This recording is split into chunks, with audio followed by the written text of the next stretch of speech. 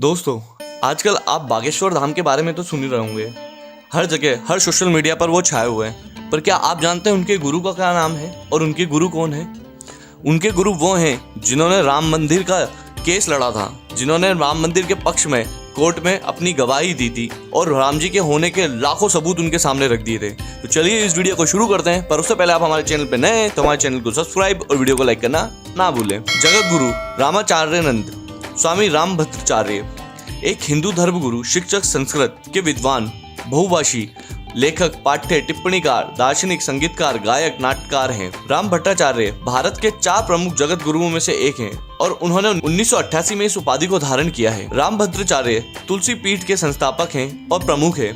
तुलसी पीठ संत तुलसीदास के नाम पर चित्रकूट में एक धार्मिक व सामाजिक सेवा संस्थान है। रामभद्राचार्य चित्रकूट में जगत गुरु रामभद्राचार्य विकलांग विश्वविद्यालय के संस्थापक और आजीवन चांसलर हैं। इस विश्वविद्यालय में विशेष रूप से 4 प्रकार के विकलांग छात्रों को संतृप्त किया जाता है। छात्रों को स्त्रोतक और स्त्रोतक पाठ्यक्रम प्रदान किया जाता है। रामभद्राचार्य 2 महीने की उम्र में अंधे हो गए थे। 17 साल की उम्र तक उनकी कोई भी औपचारिक शिक्षा नहीं हुई थी। उन्होंने सीखना या रचना करने के लिए कभी भी ब्रेल लिपि का अध्ययन या सहायता उपयोग नहीं किया है। रामभद्राचार्य 22 भाषा बोल सकते हैं। वे संस्कृत, हिंदी, अवधी, मैथिली और अन्य कई भाषाओं के लेखक हैं। उन्होंने 4 महाकाव्यों, कविताओं सहित 100 से अधिक पुस्तकों, 50 पत्रों को लिखा है। उन्होंने संस्कृत व्याकरण, न्याय, वेदांत सहित विभिन्न क्षेत्रों में उनके ज्ञान के लिए स्वीकार किया जाता है। वह रामचरितमानस के एक महत्वपूर्ण संस्करण के संपादक हैं। वह रामायण व भागवत के लिए प्रसिद्ध कथाकार हैं। उनके कथा कार्यक्रम भारत व अन्य देशों में विभिन्न शहरों में नियमित रूप से आयोजित किए जाते हैं। शुभ टीवी, संस्कार टीवी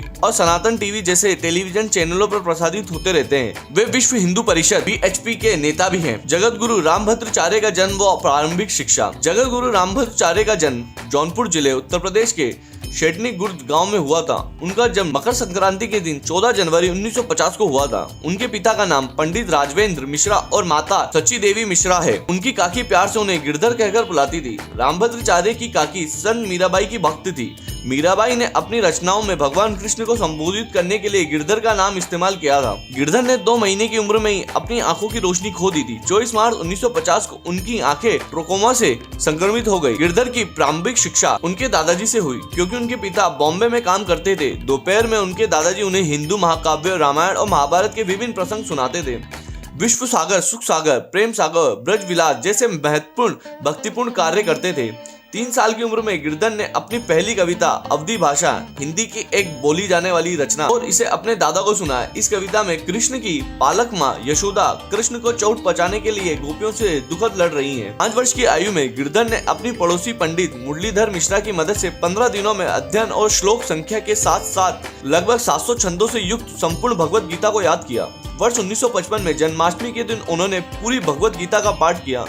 उन्होंने गीता को याद करने के 52 साल बाद 30 नवंबर सन 2007 को नई दिल्ली में मूल संस्कृत पाठ और हिंदी कमेटी के साथ शस्त्रकार का पहला बेल संस्करण जारी किया। जब गिरधर 7 साल के तो उन्होंने उनके दादा द्वारा सहायता से 60 दिनों तक तुलसीदास के संपूर्ण रामचरितमानस को याद किया, जिसमें से अध्याय व पंख संख्या के साथ लगभग 10,900 छंद शामिल थे। वर्ष 1957 में रामनवमी के दिन उन्होंने उपवास करते हुए पूरे महाकाव्य का पाठ किया। बाद में गिरधर ने वेदों को, उपनिषदों, संस्कृत व्याकरण, भागवत पुराण, तुलसीदास के सभी कार्यों को और संस्कृत के भारतीय साहित्य के अन्य कार्यों को याद किया। 7 जुलाई 1967 को जौनपुर के निकटवर्ती सुजानगंज गांव में संस्कृत व्याकरण, हिंदी, अंग्रेजी, गणित, साहित्य और भूगोल का अध्ययन करने के लिए आदर्श गौरी शंकर संस्कृत महाविद्यालय में सम्मिलित हुए। अपनी आत्मकथा में वह इस दिन को उस दिन के रूप में याद करते हैं जब उनके जीवन को गोल्डन जर्नी शुरू हुई थी। जब गिरधर 11 वर्ष के थे तो उन्हें अपने परिवार की एक शादी में बारात में ले जाने से रोक दिया गया। उनके परिवार ने सोचा कि उनकी उपस्थिति शादी के लिए बुरा शगुन होगी। इस घटना ने गिरधर पर बहुत मजबूत छाप छोड़ी।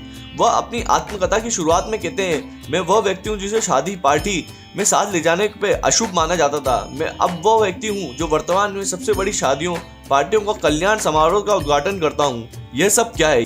यह सब ईश्वर की कृपा के कारण है, जो एक तिनके को वर्ज में और एक व्रज को तिनके में बदल सकता है। 1976 में गिरधर ने रामचरितमानस पर स्वामी करपात्री को एक कथा सुनाई, जिसमें उन्होंने आजीवन ब्रह्मचारी बने रहने और वैष्णव संप्रदाय, विष्णु, कृष्ण, राम या भगवान की पूजा करने वाले संप्रदाय के रूप में दीक्षा लेने के लिए विवाह नहीं करने की सलाह दी। गिरधर ने 19 नवंबर 1983 को श्री रामचंद्र दास महाराज फलारी से कार्तिका पूर्णिमा के दिन रामनंद संप्रदाय में वैरागी दीक्षा, जिसके बाद अब उन्हें रामभद्र दास के नाम से जाना जाने लगा। वर्ष 1969 में गिरधर ने चित्रकूट में 6 महीने का पयोवाद्र, केवल दूध और फलों का आहार निर्भर रहना धारण किया। वर्ष 1983 में चित्रकूट में स्फटिक शिला के पास अपनी दूसरी पयोवत्र को धारण किया। पयोवत्र रामभद्र दास के जीवन का एक नियमित हिस्सा बन गया है। 1987 में रामभद्र ने चित्रकूट में तुलसी पीठ, तुलसी का आसन नामक एक धार्मिक और सामाजिक सेवा संस्था की स्थापना की, जहां रामायण के अनुसार राम ने अपने 14 वर्ष के वनवास में 12 वर्ष व्यतीत किए थे। जगत गुरु रामानंदाचार्य के मुख्य कार्य। रामानंदाचार्य को 24 जून 1988 को वाराणसी में काशी विद्या परिषद द्वारा तुलसी पीठ में बैठे जगत गुरु रामानंदाचार्य के रूप में चुना गया। 3 फरवरी 1989 को इलाहाबाद में कुंभ मेले में नियुक्ति के तीनों अखाड़ों, 4 उप संप्रदायों, रामन्यास, राम संप्रदाय के संतों द्वारा सर्वसम्मति से समर्थन किया गया। 1 अगस्त 1995 को अयोध्या में जगत गुरु रामानंदाचार्य के रूप में उनका अभिषेक किया गया। इसके बाद उन्होंने जगत गुरु रामानंदाचार्य स्वामी रामभद्राचार्य के रूप में जाना जाने लगा। रामभद्राचार्य 14 भाषाओं के विद्वान हैं और कुल मिलाकर 55 भाषाएं बोल सकते हैं, जिसमें संस्कृत, हिंदी, अंग्रेजी, फ्रेंच, भोजपुरी, मैथिली, उड़िया, गुजराती, पंजाबी, मराठी, मगधी, अवधी, ब्रज है। उन्होंने कई भारतीय भाषाओं में कविताएं और साहित्यों की रचना भी की है, जिनमें से संस्कृत व हिंदी, अवधी शामिल है। उन्होंने अपनी कई कविताओं में गद्य की भाषा, अन्य भाषाओं के अनुवाद किया है। वह हिंदी, भोजपुरी व गुजराती सहित विभिन्न भाषाओं के कार्यक्रम प्रस्तुत करते हैं। 2015 में रामभद्राचार्य को भारत के दूसरे सर्वोच्च नागरिक सम्मान पद्म विभूषण से सम्मानित किया गया। रामभद्राचार्य को कई नेताओं व राजनेताओं द्वारा सम्मानित किया गया है, जिनमें से APJ अब्दुल कलाम, सोमनाथ चटर्जी, शैलेंद्र कुमार सिंह और इंदिरा गांधी शामिल है। उत्तर प्रदेश, मध्य प्रदेश, हिमाचल प्रदेश सहित कई राज्यों की सरकार ने उन्हें सम्मानित किया है। आई होप आपको हमारी वीडियो अच्छी लगी होगी। आपको हमारे जगत गुरु रामानंदाचार्य के बारे में सुनकर अच्छा लगा होगा, उनकी जीवनी को जानकर अच्छा लगा हो तो प्लीज हमारे कमेंट बॉक्स में अपनी राय देना ना भूलें।